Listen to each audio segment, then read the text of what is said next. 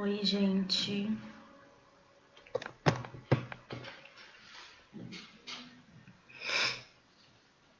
Boa tarde.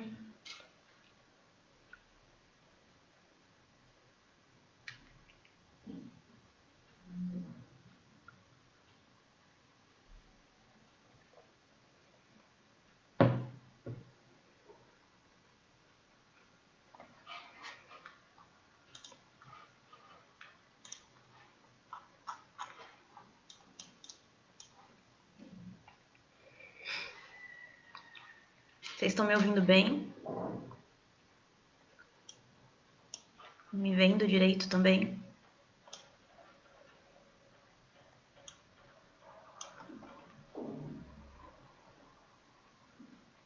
Boa tarde, Eda.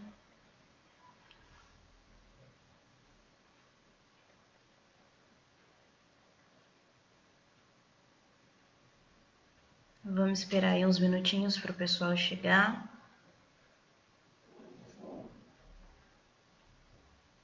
Hoje a gente vai falar. Eu vou começar falando sobre o que eu prometi semana passada, sobre mães narcisistas. E aí a gente vai dar continuidade. Hoje a gente vai falar então sobre borderline e transtorno bipolar, ok?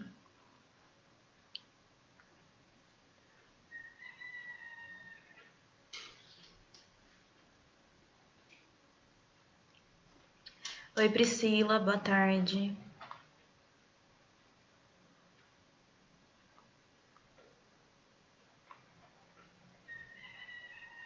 Eu vou começar falando. Na live passada, quem não assistiu, eu falei sobre transtorno de personalidade narcisista.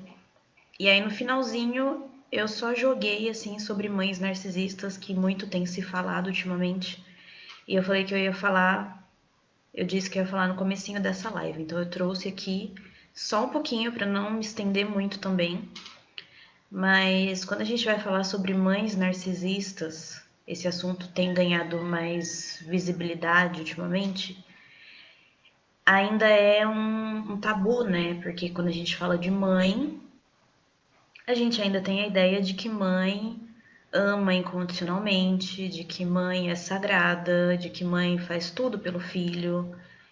E a gente precisa começar a aceitar que nem todas as mães são assim. Então, a gente idealiza muito a figura materna, por isso que é tão difícil falar sobre mães narcisistas.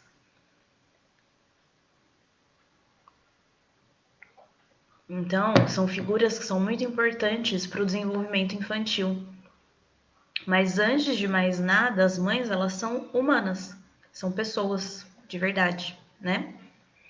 Então, elas podem cometer erros e apresentar transtornos psicológicos que vão afetar o desempenho dela no papel de mãe.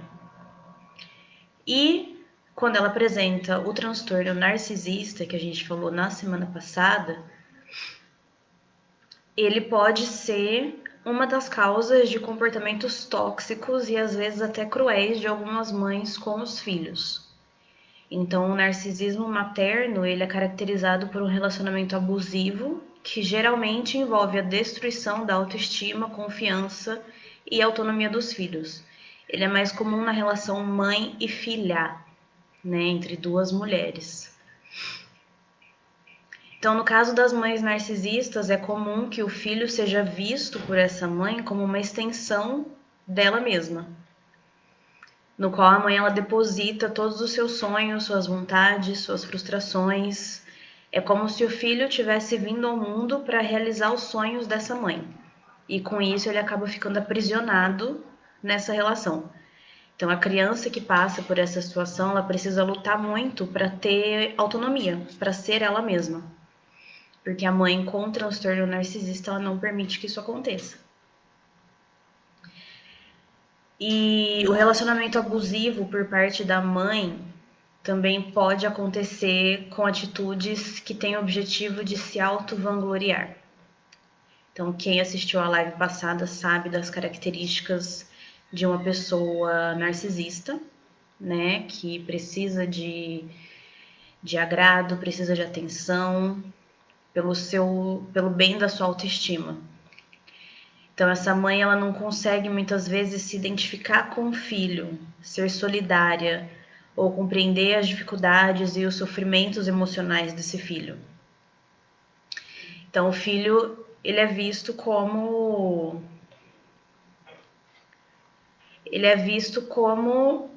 um ser que deve suprir as necessidades da mãe narcisista.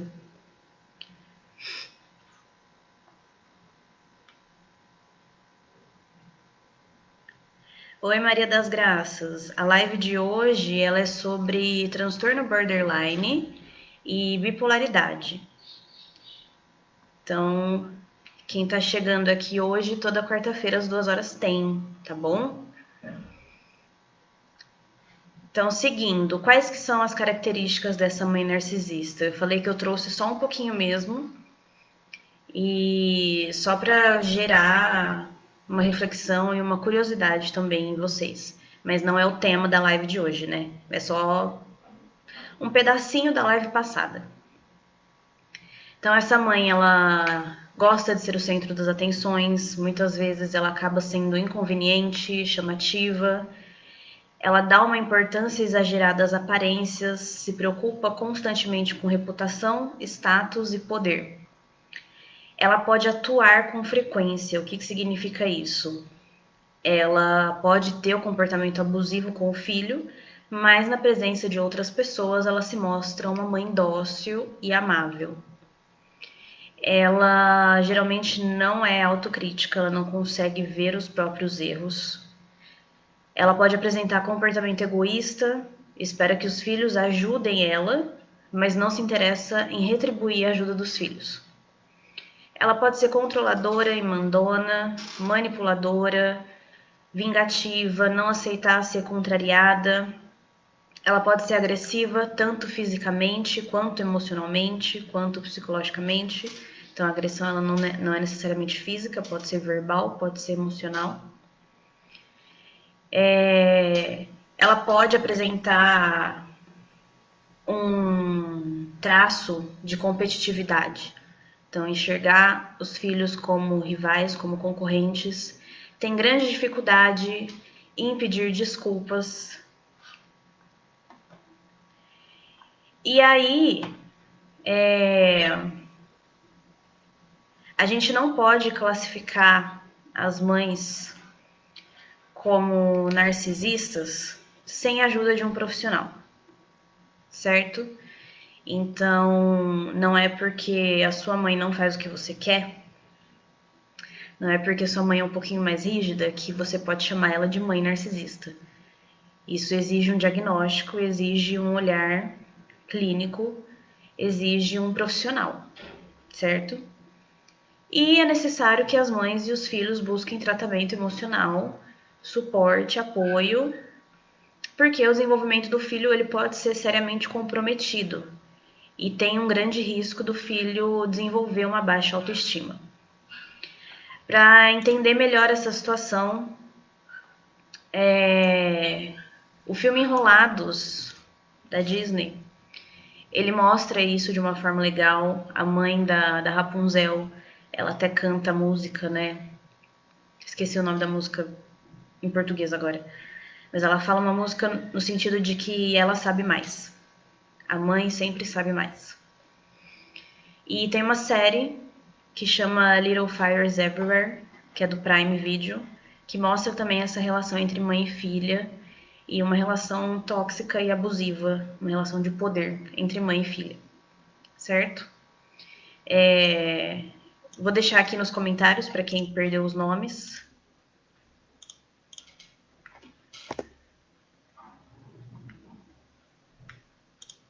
Pronto. E agora a gente começa oficialmente o tema da live de hoje, certo?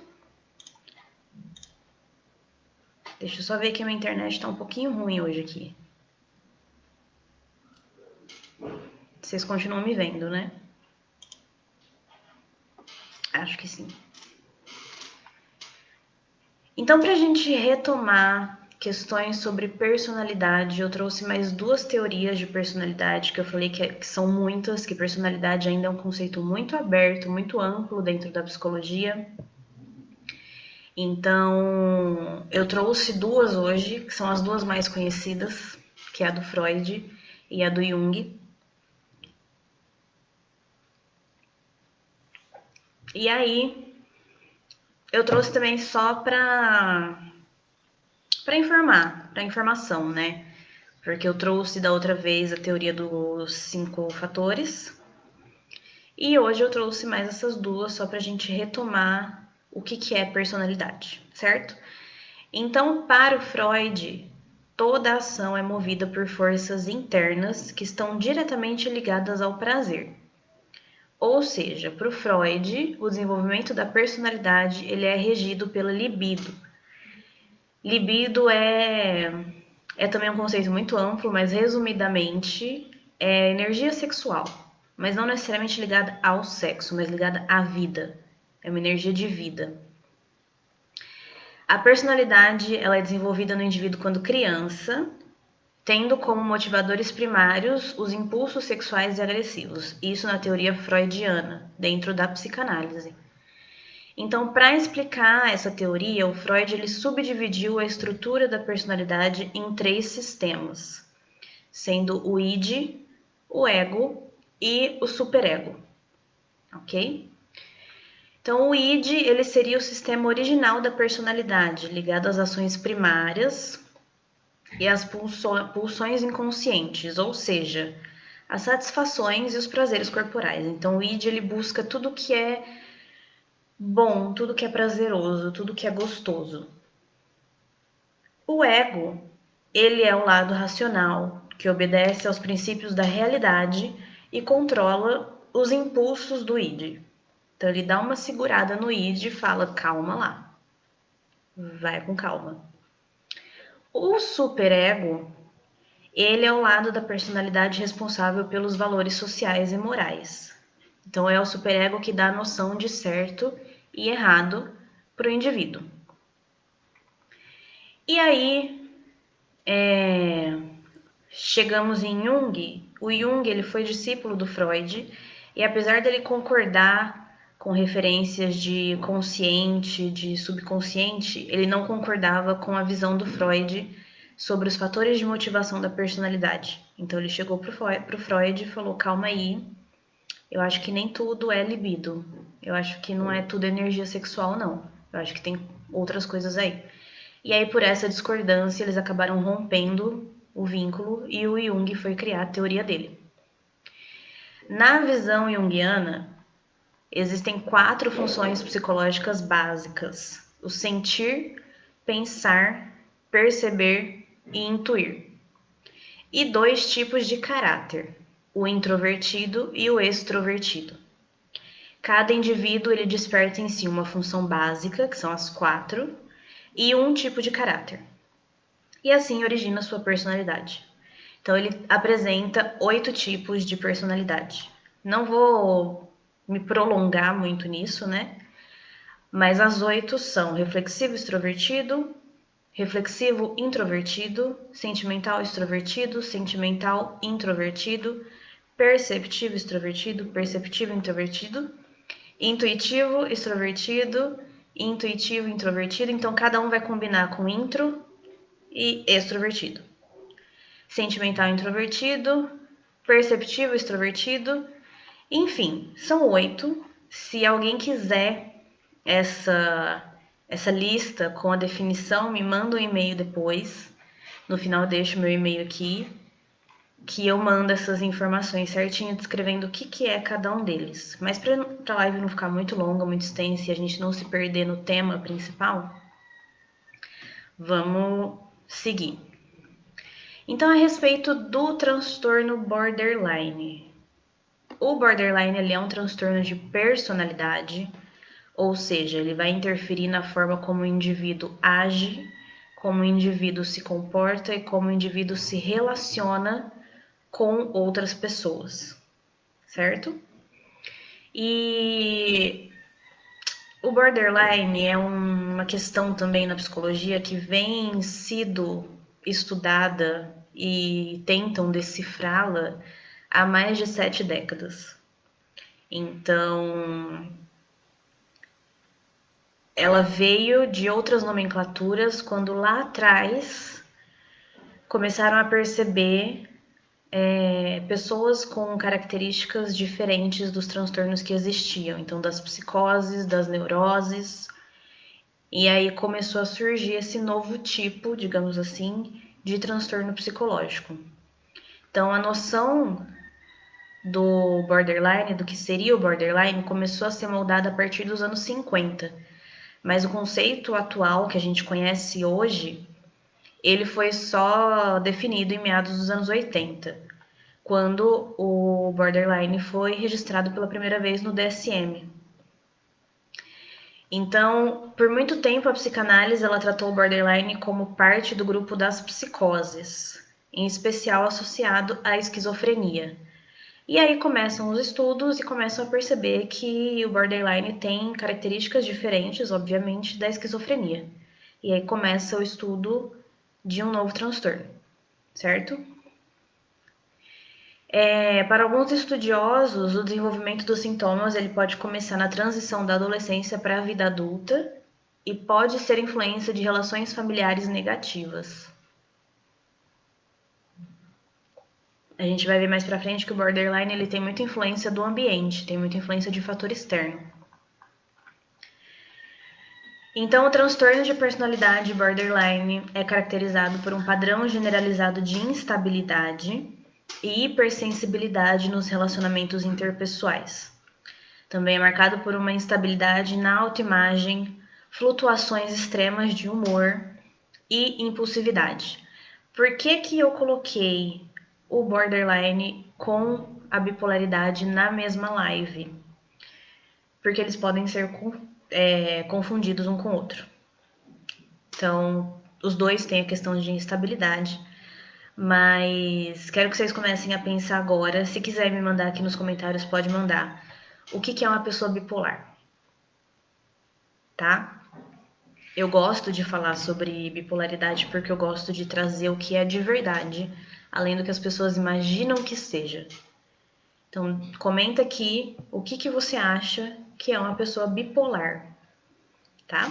E depois a gente conversa sobre.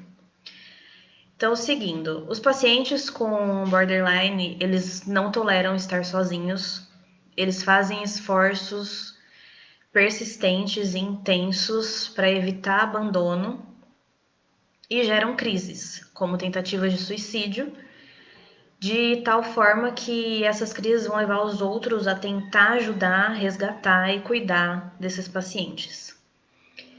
A incidência desse transtorno é maior nas mulheres. Eu sei que eu já trouxe muitos transtornos aqui, que a incidência era maior em homens, né? Ultimamente, os de personalidade eles estavam com maior incidência em homens. Mas o borderline, 75% dos pacientes diagnosticados com borderline são mulheres. É bastante. Em relação a comorbidades, quais transtornos que podem vir junto com o borderline?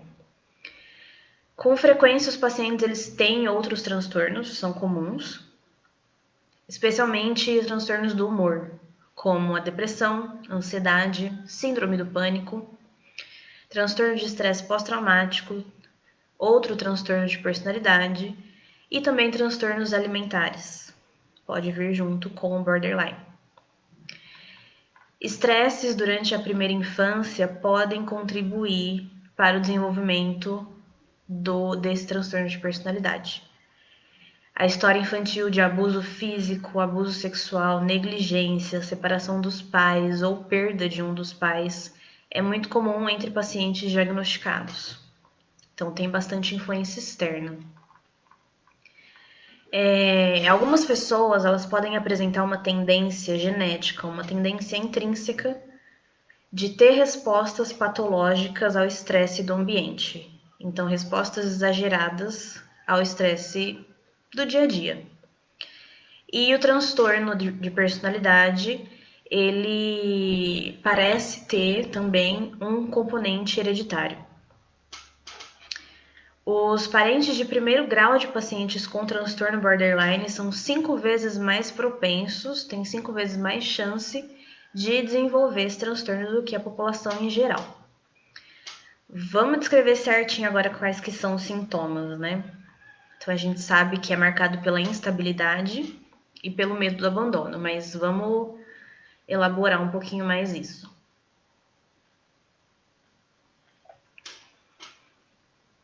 Quando os pacientes com borderline acham que estão sendo abandonados ou negligenciados, eles sentem medo intenso ou raiva. Então, por exemplo, eles podem ficar em pânico ou ficar furiosos quando alguém importante para eles, né, tá alguns minutos atrasado ou cancela um compromisso de última hora. Não necessariamente de última hora, mas quando cancela um compromisso. Então eles pensam que eles estão sendo abandonados e eles pensam que o abandono significa que eles são pessoas ruins. Então eles têm muito medo do abandono, em parte porque eles não querem estar sozinhos. Então eles tendem a mudar o ponto de vista que têm das pessoas de uma forma abrupta e dramática. Então eles podem idealizar muito uma pessoa no início de um relacionamento, por exemplo, e exigir que essa pessoa passe muito tempo junto e compartilhe tudo, e de repente eles podem achar que a pessoa não se importa o suficiente, que a pessoa vai abandoná-la, que a pessoa não tá nem aí, e aí eles ficam desiludidos. Então eles podem desprezar ou ficar irritados com a pessoa. Os pacientes portadores de border, eles são capazes de sentir empatia e cuidar de uma pessoa, mas somente se eles acharem que essa outra pessoa vai estar disponível para eles sempre que necessário. Então tem que ter essa troca. Eles têm muita dificuldade de controlar a sua raiva e muitas vezes eles se tornam intensamente irritados. Eles podem expressar sua raiva com sarcasmo, com palavras agressivas, com amargura, com irritabilidade mesmo na fala. E depois dessa explosão, muitas vezes eles sentem vergonha e culpa. E o que reforça o sentimento neles de que eles são pessoas ruins, de que eles são maus. E uma coisa vai levando a outra. Se eles acham que eles são ruins, eles acham que eles serão abandonados. Eles podem também mudar a percepção da sua autoimagem de forma abrupta, de forma radical. Então, eles podem mudar de objetivos de vida, de valores, de opiniões, de carreira ou de amigos de uma forma muito repentina, de uma forma muito intensa também. E eles podem ser carentes em um minuto e se sentirem com raiva sobre serem maltratados logo em seguida. Então é bem marcado, é bem pontual essa instabilidade. Uma hora é X, outra hora é Y. As alterações de humor, elas costumam durar apenas algumas horas. Raramente elas duram mais do que alguns dias. Essa informação é muito importante quando a gente for falar sobre bipolaridade, que aqui está o segredo. Então, no borderline, essa alteração de humor, ela costuma durar apenas algumas horas, raramente mais do que alguns dias, certo?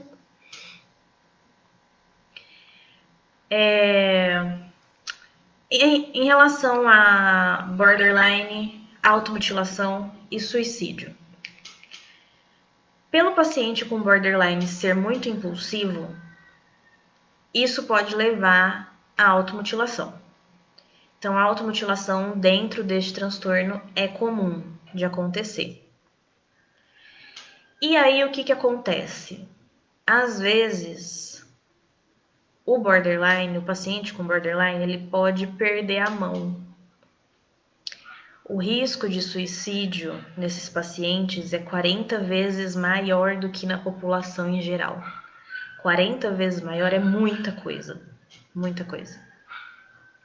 Mas o que acontece? por essa necessidade de manter o outro por perto, eles podem usar dessa automutilação para aproximar outra pessoa, para outra pessoa olhar e querer cuidar e querer ajudar e ficar perto do paciente. Mas às vezes é o que eu falei, eles perdem a mão e aí a tentativa de suicídio dá certo.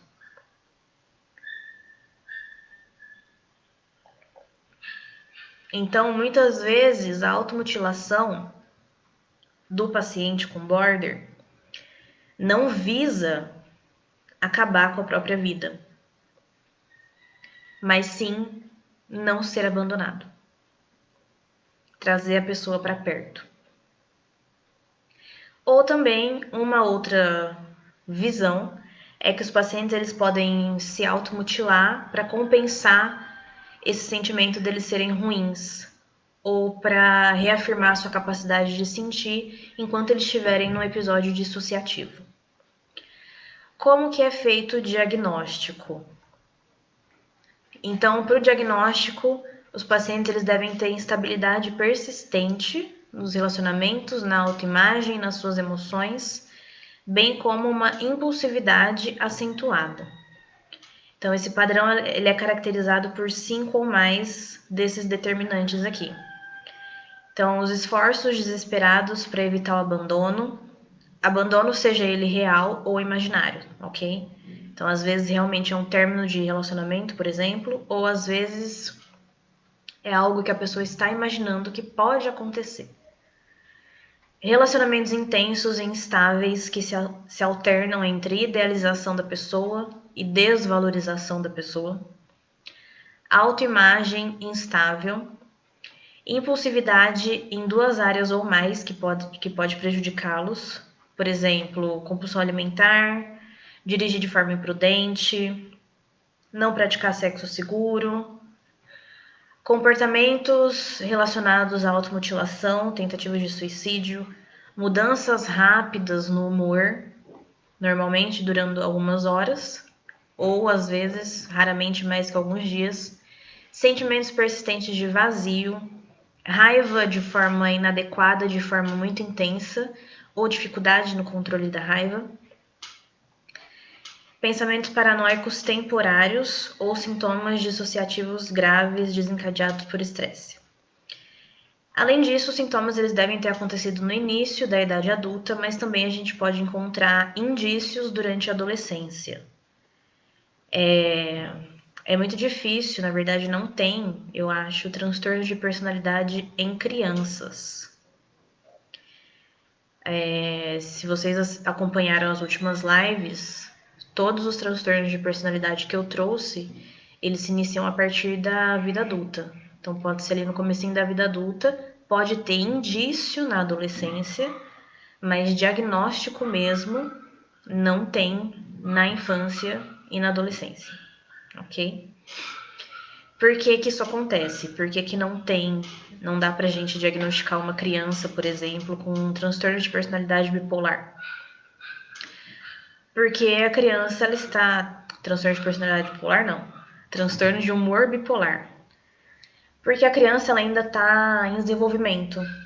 Então, ela ainda está em amadurecimento emocional, ela ainda está aprendendo a lidar com frustrações, com problemas.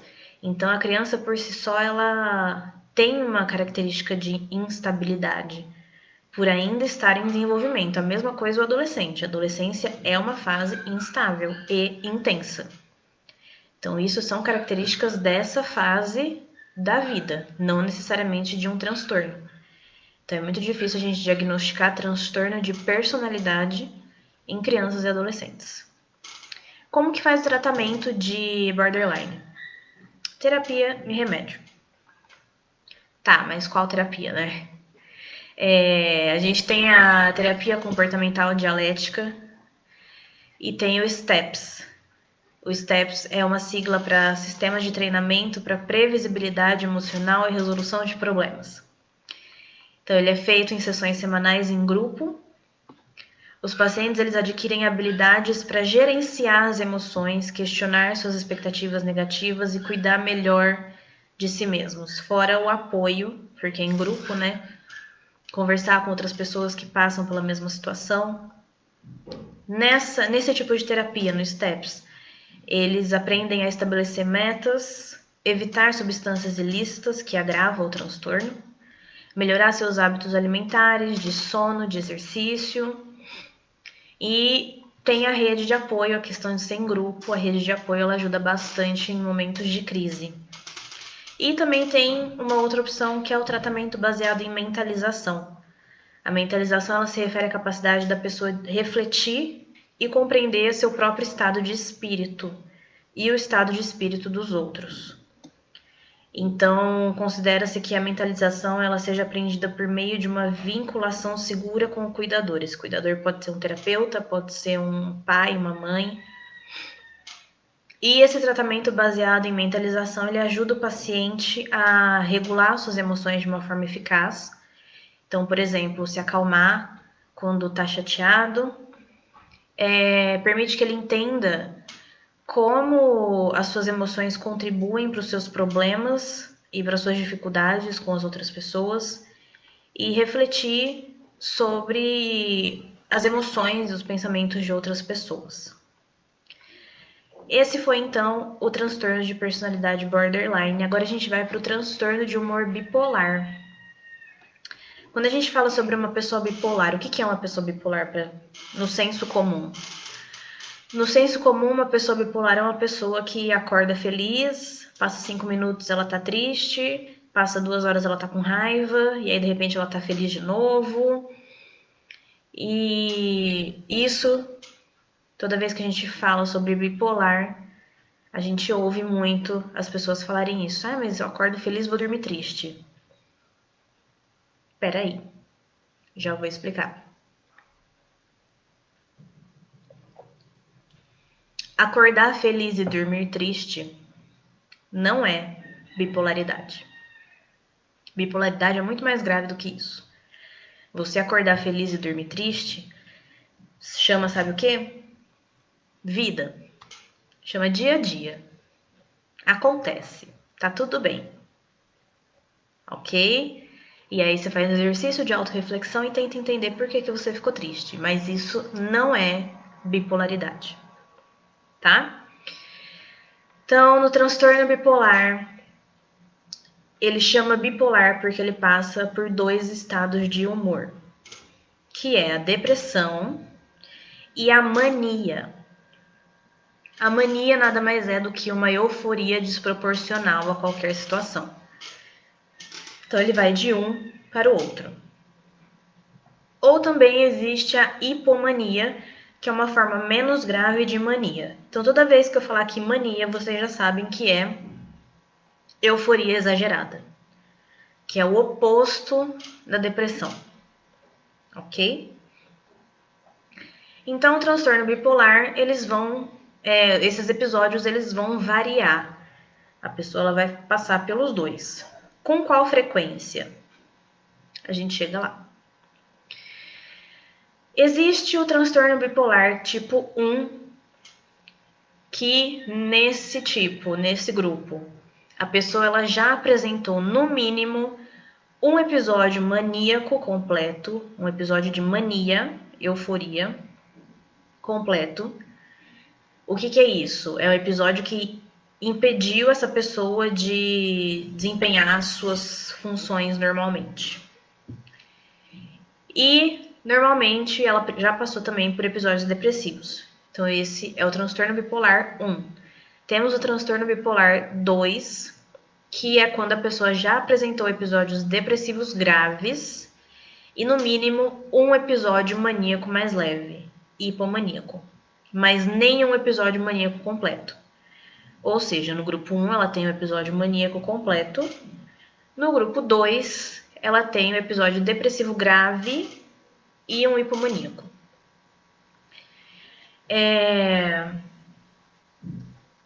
Apesar de ter essas 2 classificações, existem algumas pessoas que apresentam episódios que lembram transtorno bipolar, mas que são mais leves e que não vão atender aos critérios específicos nem do 1 e nem do 2. Então, esses episódios eles podem ser classificados como transtorno bipolar inespecífico, porque não se encaixa nem no 1 e nem no 2, ou transtorno ciclotímico, que é essa labilidade de humor, passar por esses dois polos de uma forma mais leve do que o transtorno bipolar mesmo. As causas exatas do transtorno bipolar são desconhecidas ainda. Acredita-se que a hereditariedade não está ligada ao desenvolvimento do transtorno bipolar. E, além disso, algumas substâncias produzidas pelo corpo, como os neurotransmissores noradrenalina e serotonina, eles podem não estar regulados normalmente.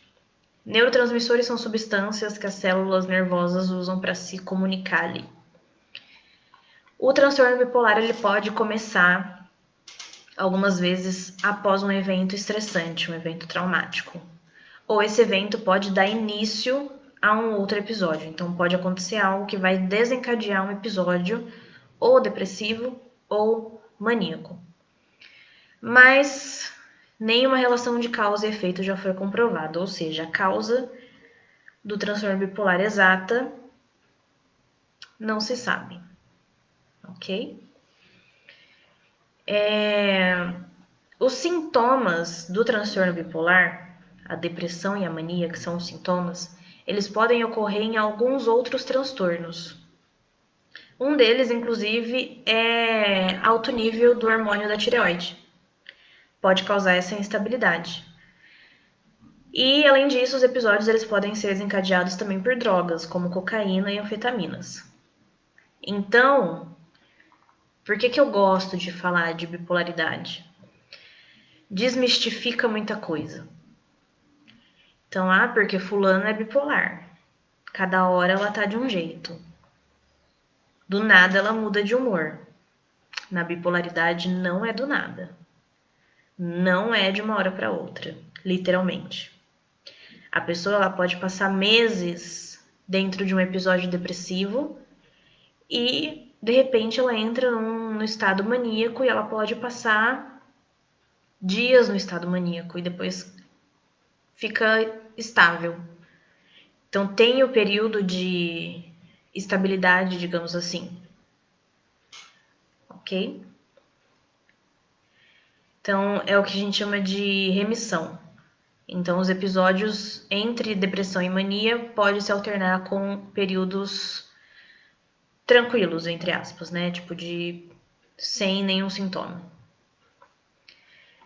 Os episódios eles podem durar desde poucas semanas até 6 meses. Então os ciclos eles vão variar em duração de pessoa para pessoa. Então algumas pessoas não têm episódios frequentes, algumas pessoas têm pouquíssimas vezes na vida episódio depressivo ou episódio maníaco. E o que? Me perdi. Como eu falei, poucas pessoas vão alternar exatamente entre a mania e depressão a cada ciclo. Tem muita gente que tem um sintoma que predomina ao longo da vida. A pessoa com transtorno bipolar, ela pode tentar cometer o suicídio durante a sua vida. Enquanto lá no borderline a gente tem 40 vezes mais chance de suicídio, aqui a gente tem 15 vezes mais chance do que a população em geral. Ainda é muita coisa. A Joara falou aqui, tem que ter motivo. Geralmente vem seguido de um motivo, sim, Joara. Geralmente tem um evento estressor. Não precisa ser algo necessariamente muito grande, sabe? Muito intenso. Mas se for estressante para aquela pessoa, pode desencadear, por exemplo, o episódio de depressão, o episódio depressivo. Então não é do nada como muita gente acredita que é. E como que funciona essa depressão dentro desse transtorno? Ela parece muito com a depressão que acontece sozinha, com o transtorno de humor depressivo. A pessoa ela se sente muito triste, perde o interesse nas suas atividades, ela pensa e se move de uma forma mais lenta e é possível que ela durma além do normal. É possível que o apetite fique desregulado, né? Pode ter aumento ou pode ter diminuição. Pode ser que ela ganhe peso ou perca peso. Ela pode se sentir sobrecarregada por sentimentos de desesperança, por sentimentos de culpa. E é possível que ela não consiga se concentrar ou tomar decisões quando ela está no estado depressivo. Os sintomas psicóticos, como as alucinações e os delírios, eles são mais comuns na depressão, que ocorre no transtorno bipolar, do que na depressão normal. Depressão normal, assim, depressão isolada, fora do transtorno. Como que é o episódio de mania? Os episódios de mania que não são tratados, eles terminam de uma forma mais brusca do que os de depressão e costumam ser mais curtos. Então, eles são bem marcados, digamos assim. Então, eles podem durar de poucas semanas a vários meses. A pessoa ela se sente exuberante, cheia de energia, eufórica ou até mesmo irritada. Então, a mania não é necessariamente felicidade, não é a mesma coisa. Então, a pessoa não se sente triste e feliz. Não. Ela se sente depressiva ou ela está em estado de mania. Ela também pode se sentir com excesso de confiança, agir ou se vestir de uma forma extravagante, dormir pouco, falar mais do que o normal. Os pensamentos eles ficam mais acelerados. A pessoa ela se distrai com mais facilidade, muda constantemente de assunto ou de objetivo também. Ela participa de atividades uma após a outra, sem pensar nas consequências. Então, nesse período de mania, a pessoa ela pode perder dinheiro, pode comprar coisas que não precisa, mas coisas assim, caras e grandes, sabe? Tipo, carro. Pode ter um comportamento sexual de risco, fazer sexo sem proteção. E a pessoa geralmente ela pensa que ela tá no melhor estado mental que ela já esteve. Ela perde noção da sua situação. E ela pode se tornar impaciente e agressivamente irritada quando ela é contrariada. Então, consequentemente, a pessoa ela pode ter problemas nos relacionamentos sociais e pode acreditar que ela está sendo tratada de uma forma injusta ou sendo perseguida. Ela pode ter alucinações, ouvir e ver coisas que na realidade não existem. A hipomania, ela não é tão grave como a mania. A pessoa se sente alegre, precisa de menos sono do que o normal e ela é mentalmente e fisicamente ativa.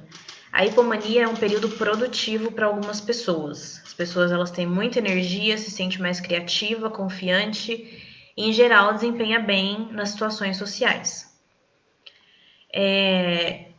Para outras pessoas, entretanto, com hipomania, elas podem ficar sim facilmente distraídas e irritadas, o que às vezes pode resultar em surtos nervosos. Elas geralmente assumem compromissos que não conseguem cumprir ou iniciam projetos que não conseguem terminar.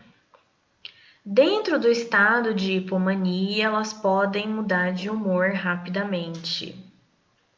Aí sim, é possível que elas reconheçam esses efeitos e se sintam incomodadas, assim como as pessoas, né, que convivem com essa pessoa também. E tem os episódios mistos também, que é quando a depressão e a mania ou a hipomania ocorrem em um único episódio. A pessoa ela pode ficar momentaneamente triste no meio de uma euforia, ou é possível que os pensamentos comecem a ficar acelerados em meio a uma depressão. Muitas vezes a pessoa vai para a cama deprimida, acorda cedo no dia seguinte, se sente eufórica e cheia de energia. Então, dentro do episódio misto, pode acontecer essa instabilidade mais curta, mas é um episódio misto. Não é o transtorno bipolar que é inteiro assim, ok? E o risco de suicídio durante episódios mistos ele é particularmente alto. E existe o transtorno bipolar sazonal, sim, que tem a ver com estações do ano. Existe caso de pessoas que possuem o diagnóstico de transtorno bipolar, que na primavera e no verão pode passar por sintomas de mania ou de hipomania, e no outono e no inverno elas podem apresentar o período de depressão. Existe isso. O diagnóstico ele é feito através da avaliação de um médico. É possível que a pessoa com a bipolaridade que esteja em estado de mania, ela não vai descrever os seus sintomas de forma exata. Porque ela pensa, quando ela está nesse estado, que não tem nada de errado com ela, porque ela está em estado de mania. Então, o médico, frequentemente, ele vai buscar informações com os membros da família dessa pessoa. Então, o médico pode utilizar de um questionário para ajudar a avaliar o risco de transtorno bipolar. Mas aí ele vai investigar na família, não necessariamente na pessoa.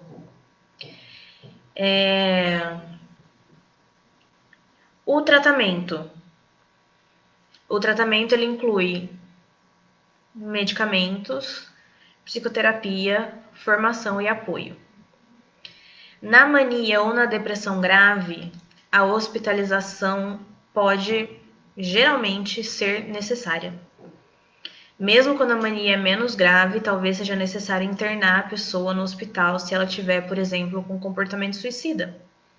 Tentar ferir a si mesma ou aos outros, não conseguir cuidar de si, ou tiver com outros problemas sérios, tipo abuso de álcool, abuso de substâncias. A maioria das pessoas com hipomania tendem a ser tratadas sem internação. Em relação a medicamentos, muitos pacientes com transtorno bipolar podem se recusar a tomar os medicamentos, porque elas podem acreditar que esses remédios tornam a pessoa menos ativa, menos alerta e menos criativa. Então, precisa, em questão de formação e apoio, a pessoa ela precisa aprender os efeitos que o medicamento vai ter no tratamento do transtorno, para que ela tome de acordo com a receita. Senão, ela pode sim se recusar a tomar. E é importante também que o paciente com bipolaridade ele aprenda a reconhecer os sintomas assim que eles aparecem. E também conhecer maneiras de ajudar a evitar que esses sintomas apareçam. Então, por exemplo, evitar o uso de estimulantes, tipo cafeína, nicotina, o álcool também. E dormir o suficiente, ter uma boa alimentação, exercícios físicos, toda essa questão relacionada à saúde. Ok?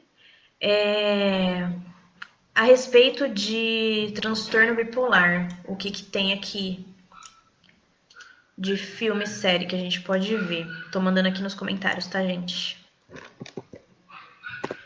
A gente tem uma série que eu amo muito, que chama Modern Love.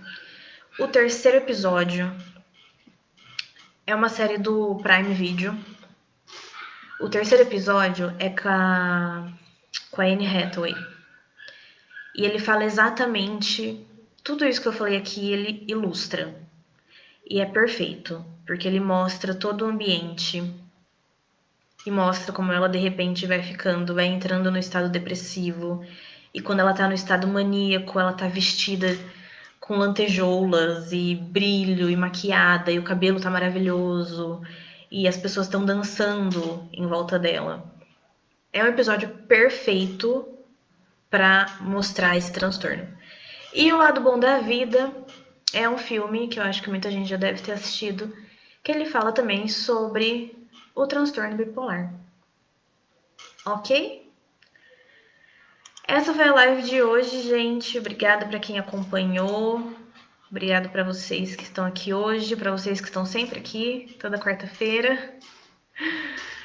Quarta-feira que vem tem mais. Eu vou deixar meu e-mail aqui nos comentários.